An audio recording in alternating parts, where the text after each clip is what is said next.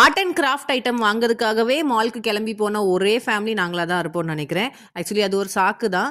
வீட்ல செம்ம போர் அடிச்சுது. சரி, ஸ்டேஷனரி ஐட்டம்ஸும் ஆர்ட் அண்ட் கிராஃப்ட் ஐட்டம்ஸ் தேவைப்படுது. இட்ஸி பிட்ஸுக்கு போகலாம். விவேரா மால்ல புதுசா ஓப்பன் ஆனது. ஸோ நெறைய கலெக்ஷன்ஸ் அண்ட் யூனிக்கா டிஃப்ரெண்ட்டா இருக்கும் அங்க போய் பார்த்தோம்னா. ஸோ அத போய் வாங்கலாமேன்றதுக்காக மெனக்கட்டு கிளம்பி நாங்க ஈவினிங்கே போயிருந்தோம்.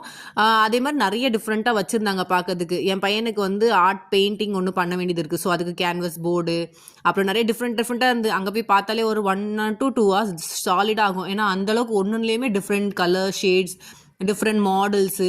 அதே மாதிரி இப்போ விநாயகர் சதுர்த்தி வருதுன்னு சொல்லி கையிலே வந்து விநாயகர் பெயிண்டிங் பண்ணுற மாதிரி அந்த மாதிரிலாம் வச்சுருந்தாங்க. ரொம்ப நல்லா இருந்தது.